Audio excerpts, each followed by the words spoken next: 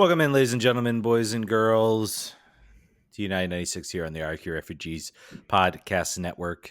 Ted here, John here. We're things are not great. Things are not good. We've been here before. We follow the Factory of Sadness, the soccer version of the Factory of Sadness, as was pointed out to me by a DC fan who's also a Cleveland Browns fan. That Double whammy. The Browns are the original Factory of Sadness. We are the new wave Factory of Sadness.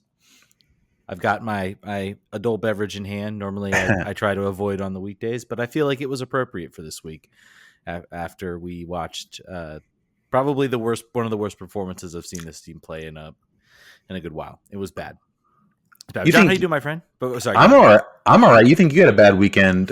Rome, I think his name is Rome, or DJ Stylus on Twitter. He DJ'd the DC United watch party, and then on the way home. So first he watched the game. So step one of a bad night. Step two, he got robbed and carjacked and got all his equipment stolen. And then and then they bought the first thing they did with his wallet when they stole that was try to buy clothes on Shein. So he's like, man, I really got robbed by some children. This was not great. So hopefully he gets all his stuff back. And hopefully DC United owe him at least 3 points for the next home game. I feel like that's at a bare minimum. So I was just to say, as bad as your weekend was, he had a worse one. So just as if you're listening, Rome, have thoughts out with you. That sucks. I think I'd have a pretty bad month if that happened to me.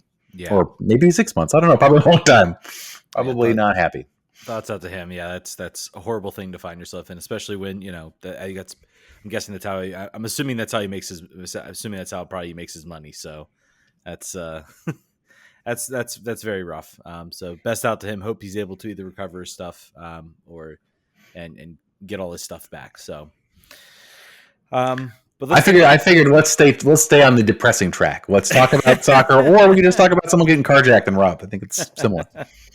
Yeah, let's talk about this team. Let's talk about the game that was this awful game that we had to witness. For both teams did not play well. DC United, New York Red Bulls. Notable, I guess, parts of the lineup. Birnbaum getting the start. So you had a Heinzike, Williams, and Birnbaum defensive pairing. You had a center midfield pairing of Gabriel Pirani, the new player signed. Chris Durkin and Russell Knaus, and then out wide you had Santos and Ruan, with up top being Dahome and Benteke. So, I mean, basically you kind of looked at it and you thought, okay, maybe we talked up Hines on the show, so we thought maybe he deserves the start. We've certainly talked him up, but Wayne does have, I think, 4 semi-competent defenders, so okay, not too much on that. The Dahome start, maybe expected. Maybe he's trying to put it easy on Teku to Pietro, Pirani. I mean, I don't know. You look at this lineup and you said, okay, well, hey, maybe there's, hopefully this team can maybe build a little bit on Leagues Cup. They, have, maybe a fresh sight. They want to get back into the playoffs. They've had the time to take a break. But Teke maybe has a time to reset himself. Maybe this will turn out okay. And it certainly did not. It was bad on all fronts. It was terrible on all fronts. I mean, just starting off, it was just, it literally was like watching, I literally thought maybe I was watching a team in preseason, like I'd gotten transported back. There was no cohesion in the roster. Yes, they've got a new piece in a pretty key area, sort of in that center of midfield. The sad thing was he looked better than just about everybody else out on that field. Yep. But for sure. At least everyone on the DC United side, he looked best. He looked like he was running the best. He looked like he was fast. He looked like he had the best chance of creating an opportunity for somebody, which he did a number of times. It was just unfortunate that everyone around him had brought 2 left boots and wasn't going to be able to score or even shoot on goal for the entire night. Yeah, I mean, I think he had one of the best opportunities. He had a nice little 1-2. Where he set it up. I had a clear chance on goal. I have to say, a pretty nice tackle from, I forget the Red Bull defender who went down for the tackle. So, but they won the ball. But that was kind of the whole night. DC did not get a single shot in the first half inside the box. They were all outside the box. They had 3 shots, none on target. It was just, overall a pretty poor performance. And, I think maybe, I think to me, the whole Pirani appearance and, regardless of how positive it looked, I feel like is just kind of a microcosm of DC. It's like you see some good things, you see some good games, you see some moments where you think, hey, maybe this is where we're going to turn a corner. But the grand overall picture, kind of around everything else, is just bad. Benteke, of course, doesn't get a goal. Never looked threatening. I'm not sure how much I really put this game on him because he was kind of out there on an island. There was no real cohesion, no real ability. Dahome especially, it felt like every time he got the ball, that's where an attack would go to die. I hope this was just. I really, really hope this was just. Ted Pietro is coming off injury. We don't want to rush him in too much. So we're going to kind of take it a little easy on him. Although he came in the second half, and I really can't recall much that he did. Yeah, it's really difficult. It's really difficult to talk about this game because this is like it's nothing. I mean, the only other, I guess, meaningful piece of analysis you can really give is Ferrado comes on and immediately fouls outside the edge of the box, and that becomes the game-winning goal. And that's terrible. The rest of his stats aren't any better either, by the way. He had 3 aerial duels, lost 2 of them, had 2 ground duels, lost both of them, and then the foul. It was a very under 6 foot mob score. Just a real bad night, real bad debut for Mr. Fajardo for the Peruvian. By the way, you talked about Benteke having a bit of a situation. June 3rd, last time he scored. That's 840 minutes of game time. That's wow. That's quite a few games. That's almost 10 games of 90 minutes to play. And yeah, this team, we talked about it when Taxi was gone, or when Taxi was let go, we said, as Benteke goes this team. If he doesn't score, we're not going to score, at all. And that looks right. That looks to be the case right now. Are you putting any of the blame for what's happening right now on him, or his lack of scoring ability, or where? Sure, no, I think he averages. I would say, I'm not looking at his stats right now. He averages like 2 good chances a game. He didn't really get that. Not this time. Yeah, not this time. But again, if you're an opposing team right now, what are you doing anything else but trying to deny him the ball? Yeah, he's the only offensive weapon. So. And we saw that. We saw that in this game, really, because I mean, I took a look at his stats. I think he still wins. I think, according to FootMob, he still wins like the most aerial duels of anybody out there on the field. But it just really felt like he was muted in that. Like Red Bulls, like he's been figured out, or they have ways of sort of meeting when that ball goes in the air. You know where it's going, and you know who you need to challenge for it. And, you're going to lose some of them, but if you can frustrate them enough, and to the Red Bulls' credit, they executed that perfectly. I thought there were several times ball would go in the air and there really wouldn't be a chance that would develop. And it was basically, we're taking Benteke out of this game. Now you have to try to beat us somewhere else. I mean, and DC really couldn't muster it. I also want to mention too, Santos's free kicks were just awful. I mean, they had moments where, maybe you can get a cross inside. Also, Ruan, I think, had a couple really bad crosses.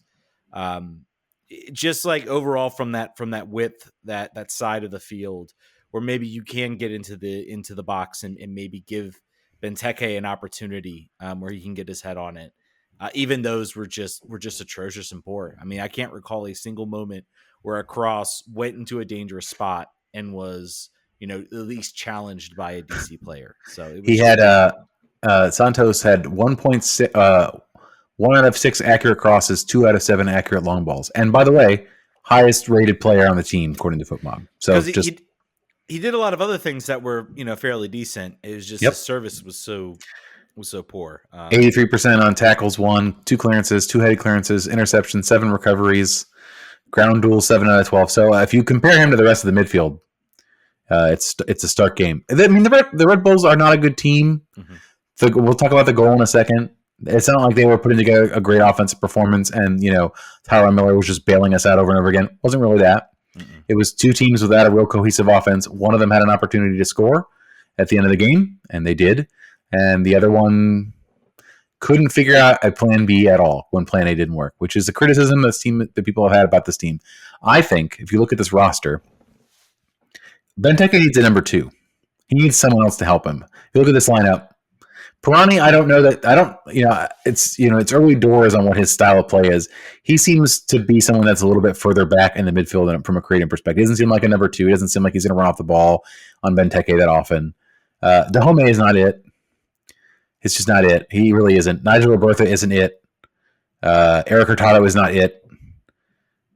Ted Cuti-Pietro could be it. He could play a taxi role, but he's got to step up and be able to play 90 minutes and really step up the finishing product because that's what's needed. Yeah, I mean, I think the real thing is he's, in my opinion, I mean, at this point, he's the only player on this roster that has shown any inkling of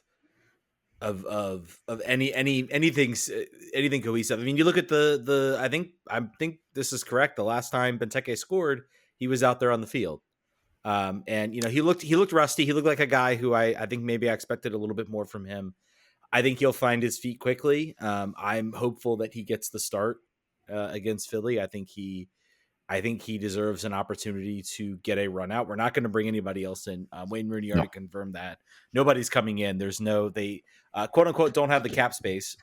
And some people have called BS on that, which I may be inclined to do so. I think that's a real easy way to cover and say, oh, sorry, we don't have the $300,000 in our cap right now to afford a designated player. Somehow I'm not buying that. Now, again, I'm also not. Do I think a free agent Jesse Lingard is going to come in and really make a difference on this team? Probably not. Is any sort of really expensive forward that's a free agent out there?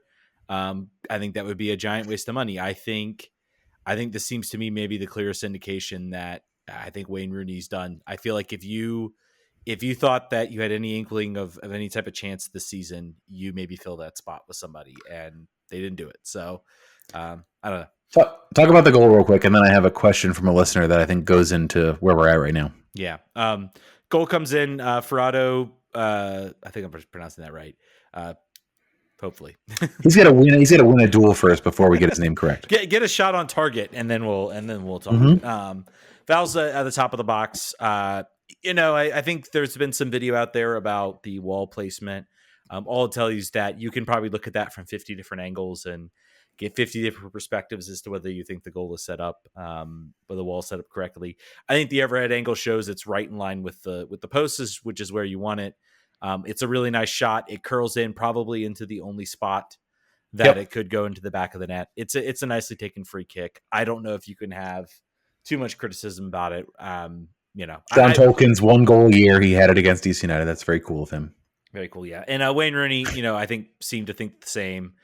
Talked about kind of the performance, praised Pirani a little bit, and then says, we're well aware that if we win our home games, we make the playoffs.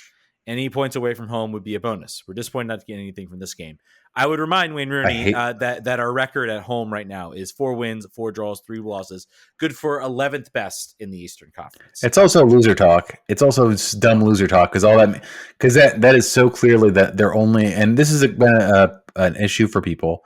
It's clearly the sole directive is make the playoffs. I don't care if you win in the playoffs. Mm-hmm. I don't care if you go any further in the playoffs than just getting a ticket and being allowed to be there. Only we're bad enough that we should care about what our on the road performance is because we're not going to play any home games in the playoff. That getting in, sneaking in the ninth place cannot be. Granted, we were the wooden spoon, right? Or were we second to last place last year? Second to last place. Yeah. Right? We were last place. No, we were last place. We were wooden spoon. So, I mean, granted, finishing ninth would be a major improvement on that. But for all the money that's spent on this team, for all the expectations that were put on this team, it is, to me, kind of, the bigotry of low expectations here that we're excited and pinning all of our hopes on a ninth place finish to sneak into the playoffs and not care at all about how good we are on the road. It's, I don't like it. Yeah. And also, like you said, we're not gonna home either. So playoffs playoffs would be like sneaking into the playoffs or getting into the playoffs would be okay if you felt like this was like step one of like a 3-year plan or something like that. Like this was, you could see something building. You could see play. I mean, and you can argue, I guess, in some sense that maybe we've seen it with, Teku DiPietro getting appearances and minutes and goals, but it hasn't been enough to really substantiate anything.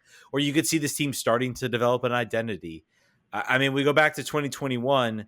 I think this team could make the playoffs, and we will feel less optimistic about this team's future than we did in 2021 when we missed the playoffs. But we're like, hey, we've got this identity, we've got this young coach, we've got this, we've got this direction moving forward. It completely fell apart, but at least you kind of felt like, okay, next season, we've got, let's go out and let's really continue to sort of build on this.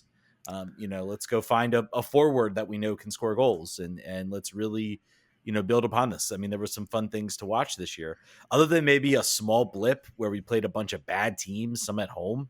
Really hasn't been that this year. It's been it's been an absolute slog. So to that point, there was a question here from Jason on our Discord, which, by the way, I recommend you join. It's the top pinned tweet on our Zeet. It's our pinned Zeet on X. Who on this current roster plays an important role next year? Who do you want to say goodbye to? So I'm looking at this roster, and I'm looking at, and I'm believing what you're saying about Wayne departing due to the logic on the. Let's look at the players who played and on the bench and players we would want to have next season. And I'm okay doing that because there's nothing else to say about this horrible game against New York. There's no more analysis to give. Okay. Tyler Miller, you'd want to keep him, yes? Oh man, not even. Yeah, I mean, I guess so. I would say yes. It's going to be either Tyler Miller. I think one of these guys, either Tyler Miller or Alex Bono, will be back next year. Yeah, they both could be. They both could be a starter on a fine team. Mm-hmm. And I think with a different coach, the complaints about Tyler Miller being caught off his line a couple times probably go away, because I think most coaches are not going to be as adventurous with this positioning. All right, Derek Williams. Yeah, absolutely. Yeah, and he's 30. I thought he was older. He's 30. He's expensive, but he's been really good. Mm-hmm. Steve Birnbaum is back next year. That's done. Brian Heinz-Eich. I'd say goodbye. Yeah, I mean, he's cheap though, and he hasn't been bad as he's gotten games under. I don't know. He'd be 50. If you can't feel like there's nobody else out there, I wouldn't mind having him back next year. He has only had one game over a 7 this season, according to FootMob. Just throwing that out there. Ruan. Do you want him to be your starting right back? Your starting right back on the team next year? No, I would say no. I would also say no. Mm-hmm. Pedro Santos at 35 right now, so 36 next year. No. Yeah. Chris Durkin. Yeah. Yep. There's some people out there that really get on his case, and I think it's at this game. I would say I don't think he was great. Nobody was great, but I don't think he was disastrous bad. I think the problem for him right now is I just don't think what type of best position he plays or what his best role is. He rarely gets a run of games in the same spot. Yeah. He's the Ulysses Segura of Wayne Rooney's tenure. Russell Canals. Yeah. I would say, especially after this year. Yep. Christian Dahomey. No. Goodbye. Pirani. One game under his belt. And he's on. So keep in mind, he is on a loan with a purchase option. So they have the audition exists for this next year to decide if he's worth whatever the negotiated price was with Santos, which will not be very low because he's a young player. He was getting time in the Brazilian league, so we don't know what that number is yet. But he will fall under. I mean, assuming things stay under 22 under the under 22 initiative. Again, there's talks of rule changes coming up this winter, so that's something to watch with what's been happening with Messi and everything. Christian Benteke. What if he doesn't score for the entire rest of the year? I think you figure out a way to mutually terminate his contract, or you sell him to Saudi Arabia. If I'm being honest, that's probably where you look to. He's only 32. It's not impossible that you could sell him if he has. I mean, he's gonna want to go. If Wayne returns, then I say yes, you keep him. If Wayne does not return, and I'm really crossing my fingers that there is a change at the front office, or if there's a new person coming in that's going to be the director of soccer operations. Then no, I say clear house. Say goodbye. My conditional on Benteke is that you are willing to spend money for service. Mm-hmm. That you're not having Ruan and Santos at your wings. Free agent Julian Gressel, welcome back. I'd love it. But his skill set, right, is his elite level aerial duel heading. Well, not so much heading, but trapping, holding the ball up, and also like having that ability to win the ball in the air. So if that's not the style of play, round peg, score hole, move them on. That doesn't make sense. All right, continuing. Andy Nahar. He's back for next year, right? Or is this his last year? I think he's got one more year. Yeah. So he's back. I think you keep him. Yeah. He saves us having to have this conversation because he's under contract. Ted, great. Yeah, keep Fajardo. We have 5 minutes, so hold. I do not expect Fajardo or Eric Davis to be back next season. No, probably not. Could, unless they come in and like start unless Fajardo comes in and starts chasing for the Golden Boot. I don't think you'll see him back next year. Yamil Assad. No. Adios. Eric Hurtado. No. Adios. Jackson Hopkins. Yeah. Yeah. Yep. Donovan Pines. Hell yeah. Oh yeah. Eric Davis. No. Alex Bono. I would say one of the two. I think you want to give Luis. What's his name? Zamando. Our third string goalie. Zamudio. Zamudio. Yeah. He should be the number 2. He's a young player. He's better than the USL. This is why you would do this. It certainly would be the case. And then on the injured list is Nigel Robertha. I'd say goodbye. Mohana Jadzi, I think, is here. He'll be here. Another contract. I still don't think we saw. Not even close. Not even close to what and some of the moments we saw, we saw some promise. I'll say that much. Yep. Martin Rodriguez. He's gone. His contract has expired, and he is coming back from ACL injury. Yeah, we did not retain Felipe Martins when he had the same. He's gone. Or Brad. What's the guy's name? The left back, Brad Smith. Brad Smith. Yeah. Well, yeah. Who's now playing? I think every week for Houston. So there goes that. And then a couple players who weren't on the roster. Make sure that I include them. Christian Fletcher, keep obviously. Jeremy Garay, I think maybe he might. I don't know what his contract situation is, but he has not been good for Loudoun. He's not featuring for DC United. I think maybe similar to a couple homegrown. I'm trying to think of the player that DC United signed last year and let go, and now he plays in Bolivia. I'm not sure. Jacob Green, that's a keep. Mateus Click, that's an interesting one. Okay, let's talk about Mateus Click. DP, according to statistics online, he has one of the highest chances created for a midfielder. I think you keep him. I'm just curious about sort of his best role and the best players around him to succeed. I think the roster as it's constituted is not getting the most out of him. I am maybe I'll be a little interested to see. He plays that kind of number 10, but it's very much an 8-10 sort of hybrid type situation. He's maybe the one missing. If you want to take any, and again, I'm not trying to say, oh, there might be hope for this team this year, or there might be hope, but I mean, he was a big missing piece out of this Red Bulls game, and I'm curious. I felt like in this game we played well with Lewis O'Brien, but that was more not necessarily that Lewis O'Brien fit that role, but that his skill level was so high that it could sort of make up for the fit. Now I'm curious. You get basically Mateus Click, who plays that sort of 8-10 hybrid. And then you have a Pirani, who is essentially an attacking number 10. He was getting forward a bunch in this game. Does that maybe open up a little bit for him? Does that give him more speed? Does that give Pirani an ability to push forward a little bit? And does it maybe then give another option that might give him more space, a player that you have to account for? Because, Knaus is going to play that number 6. Durkin can get forward a little bit, but he's not even going to really provide you that. So I don't know. I'll be curious. This game against Philly, this home game, where, by the way, if you talk about one team that apparently we have decided this year, we are not going to let them score. It's been Philly. We played some of our best soccer against them for some reason. So who knows? Yeah, Lewis O'Brien. But Click, I went back. I'd say go ahead, bring him back. You already got him for another year. He's played well.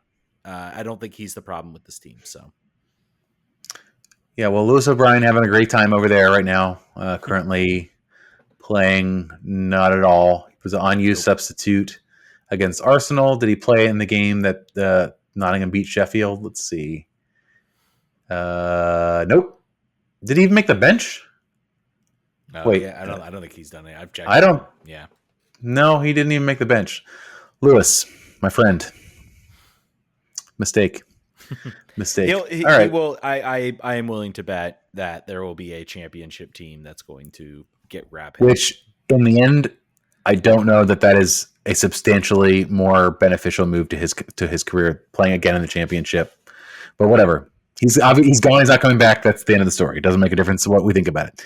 So yeah, I mean so. Let's look at where this team is in the standings. We talked about it already. I think a little bit off of the not on the show.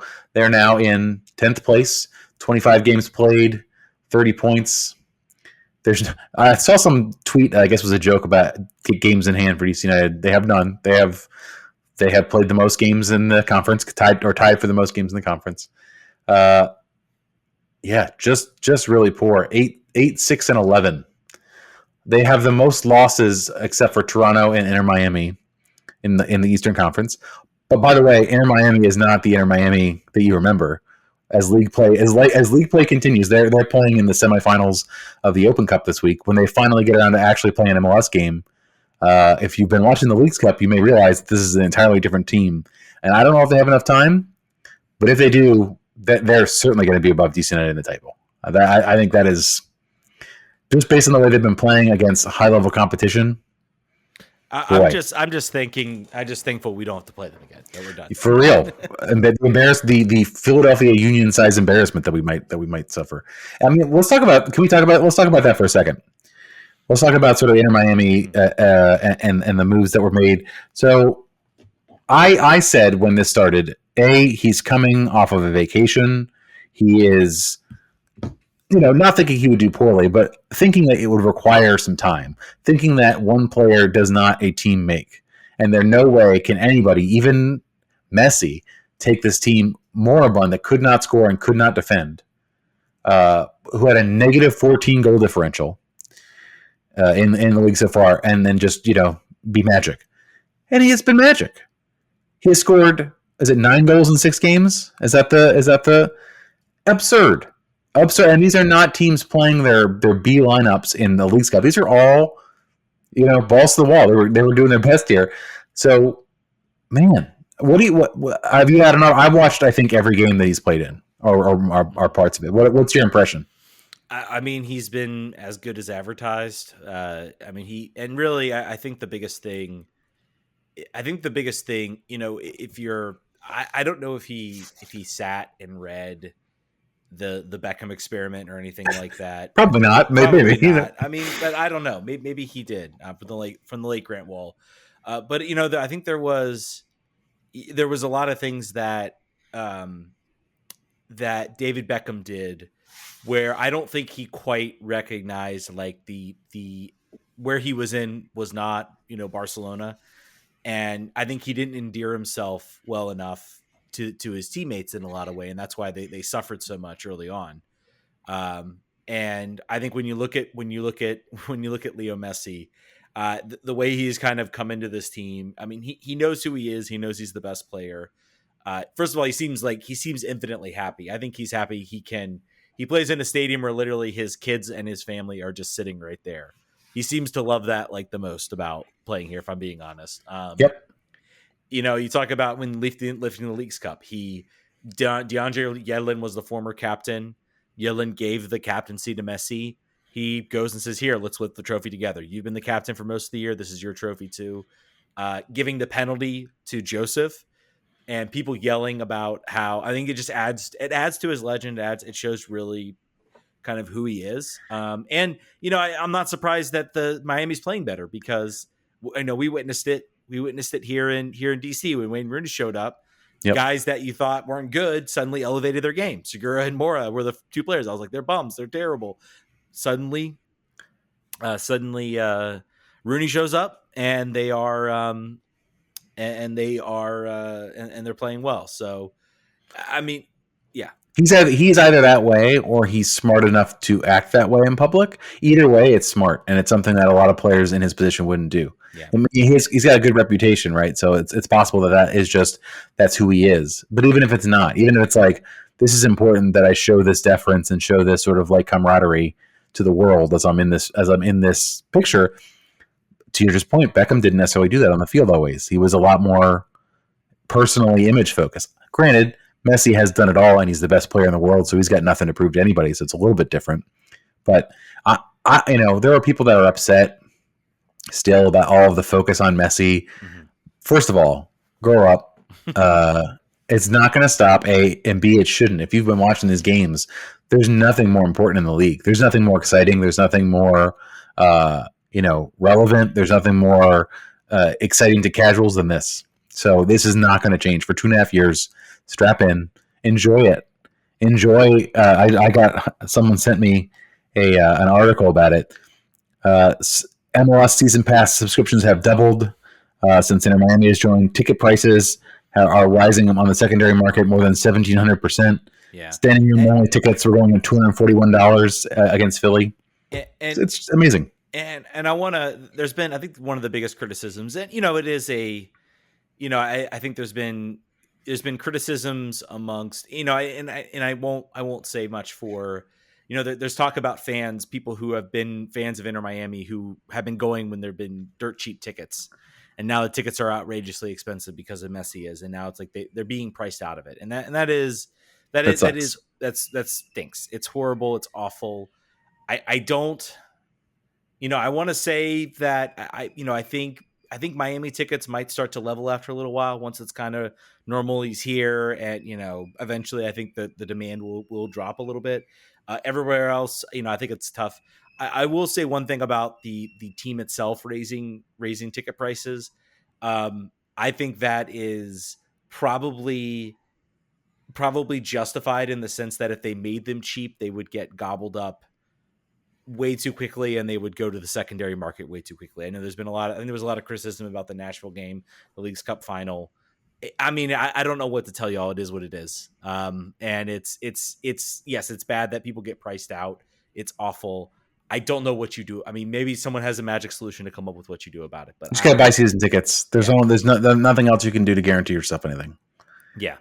I mean, not that that's like easy and affordable, but I'm just saying like the single game market will continue to be insane. There's no relief. There's nothing to fix. I think one of our monitors is like DC and I is lucky to have played in Miami twice, unluckily to miss that money when he visits. Here's the thing: they made money, a lot of money, off the ticket sales of the last Miami game they played, because he had been announced at that time, but he didn't even play. So there were a lot of teams that roped in some money from that situation. For sure. In the world-class transition of the episode from Hoya Nick, question for the pod. I saw a rumor on Instagram that DC United will exclude the Miami match from 2024 season ticket packages. Perhaps this means season ticket members will have the option of buying a package with Miami for more money or one without. Have you heard anything? This could be the new drama. I have heard something.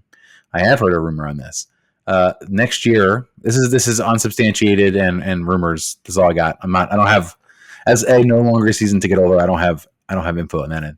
But the rumor is that the tickets next year will not include the Miami game. They will go up 5% overall, but the Miami game will be excluded from the package because they're going to play the Miami game at FedEx. And they're going to, what's not clear is if season ticket holders get a guaranteed seat at a certain price. If they have to buy, they probably will get a pre-sale, regardless of anything else. They'll probably get first hack. Will they get a price that's commensurate with what it would be in Audi Field? I don't think so. Good luck. I mean, I remember now when I used to be a season ticket holder and Real Madrid played DC United at FedEx Field, I got a ticket in the fourth row midfield for I think probably $90. I mean, it was a different time, but it wasn't that long. I wasn't 1975. I'm old, but I'm not that old. So, yeah, I have heard something about that. And, I wonder what they would do about it. The challenge, of course, is that a lot of people were thinking, I'll buy my season tickets and I'll sell my Inter Miami ticket and that'll pay for my season ticket. Now that's not on the table. And if it's not on the table, I think the value, other than saying you'll get early access to buy the game FX, the value proposition for being a season ticket holder next year, the way this team is performing, the sort of uncertainty of where this team is going, not very high. Not a really important. I don't see a lot of urgency in needing to buy season tickets, I'll say. I have one thing that can make it worth it. Fire Dave Casper. Well, yeah, I mean, yeah, I guess that would work. Show you've got. I mean, you're going to raise ticket prices. Show something. Show you're serious about rebuilding. Show that this isn't good enough. And I think if you want to raise prices, then you got to fire Dave Casper. If you don't fire Dave Casper, then you got to keep the price the same and you include the Miami game. Right. I'll allow you to do this if you go out and you just fire Dave Casper at this point. The funny thing is, like, the 5% is they'll just be like, well, that's just inflation. We're just dealing with inflation. That's the only reason we're doing what. So, by the way, if you want to see how this is done, the Washington Spirit have come out, lowered their season ticket prices. And if you buy a season ticket for next year, you get a free one for the following year. Free. Buy one, get one over 2 years for a season ticket. So if you're looking, who's the better deal? Where should I spend my money? It is, without a doubt, Washington Spirit. Go buy season tickets for Audi Field. Do I want to watch Trinity Rodman, Ashley Sanchez, Andy Sullivan, and Aubrey Kingsbury? Or do I want to watch Tyler Miller, Christian Benteke, Jose Fajardo, Matthias Click, Gerardo, Eric Davis? Yeah, it's bad out there, fams. Steven says thoughts on the new guy's performance. I think we thought good, but again, it's kind of I don't know, walking into a house that's on fire, but hey, your TV still looks like it's good to go, so that didn't burn, so you can still use it. And it's like, I don't know, it's flower pot in the city stadium bathrooms or something like that. Like, it really doesn't cover up much. It's very unique. That's a very unique and specific geographical reference. There are some people in the Red Army who are laughing. I'm sure at this. I'm sure. There's a whole story associated with that. So Brandon Zebron wants to know if will Benteke ever score again. Yeah, I think he will. Yeah, probably. Penalty kick, probably. Be my guess. There you go. He'll get a penalty kick. He'll get a penalty kick against Philly. We'll draw some foul. He'll get a penalty kick and he'll score it. That's my thought. It's a very positive outlook. We're not grasping at straws whatsoever over here. DC United. Let's see. What's their next game? They play against Philly at home, right? Yep. They do have 5 of their next 6 at home, with their only road game being down to Charlotte. So, look at these. All right, so we're set up. We haven't talked. We're kind of set up here. So Philly are apparent we're their bogey team. So maybe, who knows? I'm not. It's one of those things where you get lucky twice. I don't know. You get lucky 3 times or 4 times, but who knows? Then home to Chicago. Game you'd think you'd win. You thought you would have won Red Bulls, but you'd think you beat Chicago. Game at home to San Jose. You'd think you'd win that. Away to Charlotte. I think you'd lose that. DC home to Atlanta. I think you'd lose that. Home to New York. I think you lose that because we just did. Although at least maybe a draw. That seems like that could have gone your way, right? I will say those 2 Atlanta games. Atlanta have been. You remember the one we saw, right? Oh, I remember the game we saw, but again, that is at Atlanta. They've actually been fairly poor on the road. And like I said, that New York game, I mean, that game could have easily been New York did not outplay DC in that game. I mean, maybe they outplayed them. Maybe it was a slight tick of the advantage, but they were not running all over the field with us. And this game, if we're picking up some wins, if we're picking up some momentum, who knows at this point? I mean, we're going to be talking about a completely different team at that point. This game had me Googling the New York City FC no shots on goal victory. After this, I was like, there's only been 2 teams that have done this, and we're one of them. So it's entirely possible that we can do it again. So yeah, then New York again at home, but then Vancouver on the road, which is as the Eric Hurtado revenge game. Who knows? It's not a difficult month in September. This is a run that can be made. Again, we've talked about it before the show. Should it be made? Is it really great news if it is made? I would argue that it's rather indifferent. This team is either going nowhere in the literal sense or going nowhere in the metaphorical long-term sense. Both of those things sort of very, very specious. And it's not just that we had a bad game and I'm sad and down. There have been moments of good vibes in this year, but there's been so much bad vibes in this last month that it's just sapped all that out of me. I'm not seeing the forest for the trees, maybe. Yeah, it's just like right now we're entering were things better? Are things better than last year? Sure, but again, I talk about it. I talked about it earlier. What's the path forward? What's the direction? Is there anything I can handle a team that is where they are right now? If I had a good sense of, okay, here's our foundation moving forward. Right now, I don't have that. I don't know that for a fact. I don't know. I don't know that anything's really developing. I don't know, like, what is this team's identity? How do they play? Other than long balls to Benteke, I really don't know. And that's the most frustrating part about it, is just a very sense of lack of direction. And we talked about the fact that, if we take the cap space argument that Rooney said, which again, I don't think is true. I can't imagine this team doesn't have $300,000 in cap space with who they just sent out and who they've brought in. They let a lot of cap space go, and you're telling me that Eric Davis, Ferrado, and Pirani, who, by the way, is a U22 initiative player, doesn't count anything or hardly anything against the cap. I think it's like 100,000, something like that. You're telling me those three players that we just brought in make up enough where we do not have 300,000? I don't believe it. I think it's an easy out or an easy excuse. Well, it's not 300,000. It's for a prorated amount of 300,000. Right. So it's 150,000 or less. Right, but is there anything that says? I mean, you're telling me then next year, like, I mean, does MLS really keeping track of, like, you have to figure out then that offseason, you have to figure it out. If you sign a player on and you're just under that cap limit, but the next year you're over that cap limit, well, that's next year's problem. You figure that out next year. I don't know. I think this might be the one thing Dave Casper has done right, I think, in not creating a giant problem for yourself with a team is going nowhere that doesn't have the depth to compete anyway. Yeah. Making a desperation free agency DP signing in a lost year would be, I would say, malpractice, honestly. But who's the director in soccer who then put us in this position? So when I say it doesn't look good regardless, because who's the person that put you in this situation? It's freaking Dave Casper. Dave Casper is the guy who's driving the player signings, bringing the guys in. I don't care if Pirani becomes young player of the year at this point. Like what do we? There's no sense of, like, what this team is doing. It's a mess. It's terrible. It's awful. I'm saying this is the first responsible thing that I've seen him do, is not making this panic signing. That's my personal take. Anyway, we have one more question before we wrap the show. Hold on. I want to say this is like, I don't know, an alcoholic, like, suddenly deciding, oh, you know what? I'm not going to have that 10th beer. I'm going to stop and I'm going to go to bed.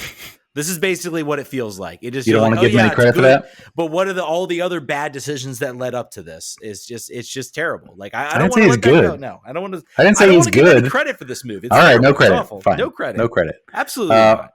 Robin Soma Dudley says, did Rooney wait too long for subs? I think several guys could have been subbed earlier. This is the best joke. As a former Chelsea fan, I can laugh at this. At least our new guy who had a stupid penalty that cost the game didn't have a $141 million transfer fee. Thanks for that, by the way. Moses Caicedo joke. Hey, don't thank me. I'm no longer a fan. I've got a lot of jerseys to get rid of. Yeah, well, you can thank someone else, a metaphorical Chelsea fan. Did Rooney wait too long for subs? What are your thoughts on that? Looking at the bench and looking who they brought on. I mean, I'm betting Koo had minutes had a snap count. Yeah, and I mean, and Nahar also. I mean, you start him in games, he goes 60, 70 minutes. He's risking injury. I mean, this is who he is at this point. Yep. I love Andy, and do I think I should bring back? Yeah, because I don't know who else you bring in.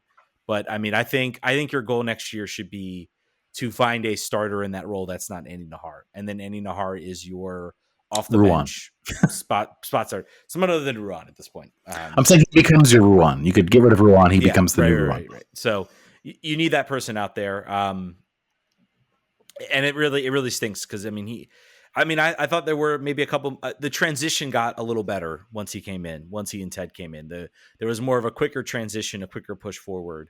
They were just maybe one pass late or one pass short on that. So, but no, I don't think he waited too long. I think there are minute restrictions on both the players. I don't think there's any reason to look at, like, how this game played and think that there was really anything coming out of this game.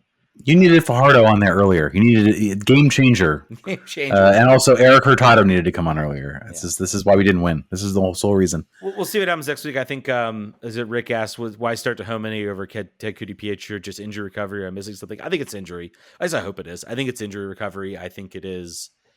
not maybe trying to push him too hard.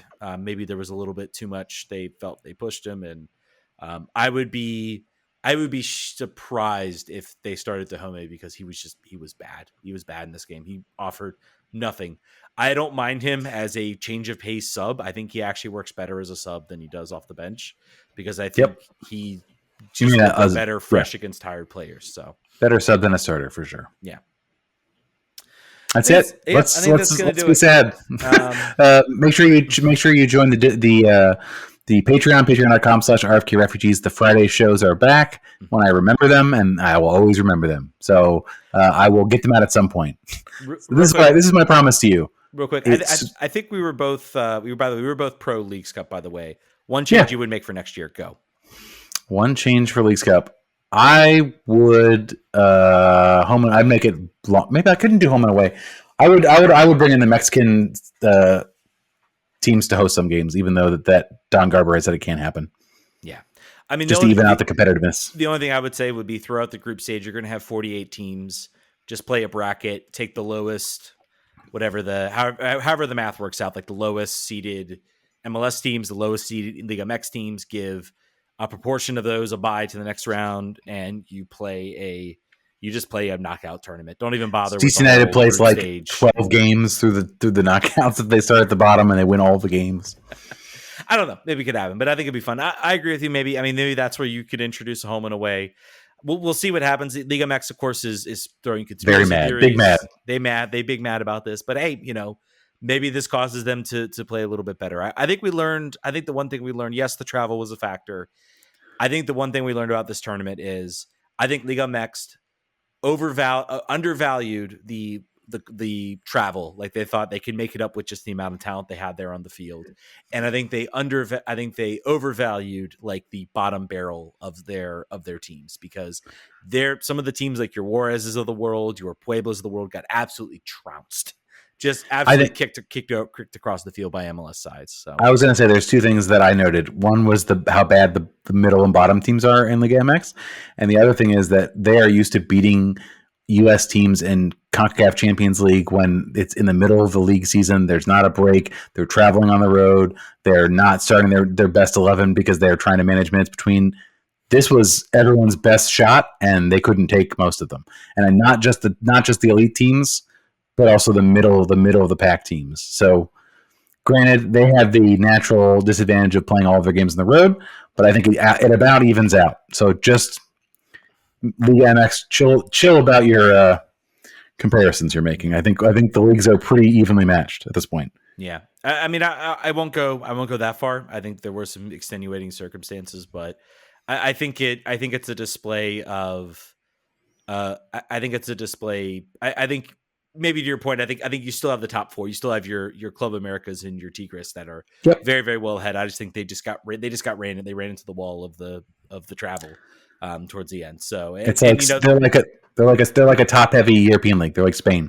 They've got two or three really good teams, and the rest of the teams are just like they're putties from Power Rangers. But fun tournament. One thing I want to add about the Messi game is I was in a bar.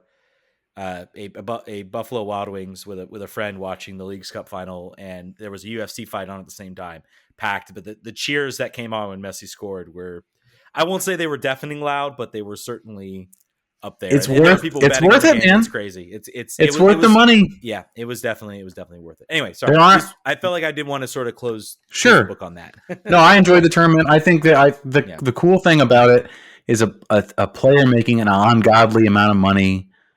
And all the things that had to happen to do it, even just now, it was worth it.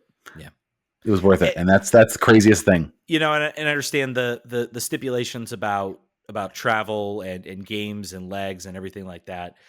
I will say I like the fact they took the break. I think that helped some teams recover. Sure. I think you talk about the teams that go far. Well, they got a run and they got a championship out of it, and I'll be curious to see how that looks as we get closer towards the end of the year, how things look. Do some of these teams do the teams that maybe had too long of a break look rusty? DC got a pretty long break and they did not look good. I had to go back and look at some of the other teams. And they even got out of the group stage. So there's teams that are chilling even longer. Yeah, I think Portland missed and got, waxed they missed the group stage and got waxed. So, I mean, there's arguments across the board as to whether the break was a good thing. But, I think it's, and I look back, what else are we doing around August? We're covering, a midweek, now it's like we got a break. Now it's like we're hitting the last stretch. There's been some changes in teams. Some teams made some runs into that tournament. Now they have a bit of momentum. It adds to an interesting thing. So I like the tournament. I thought it was good. For its flaws, it was good. So yeah, this show is on board. We're ready for 2024 with it. Awesome. All right, folks, that's going to do it. Thank you so much for listening. Again, patreon.com/RFK Refugees. Listen to the show. We're now posting on both the United 96 and RFK Refugees podcast. Stay tuned for maybe some updates at the end of the year for that, but nothing right now. But thank you guys so much for listening. We'll catch you guys next week. Vamos.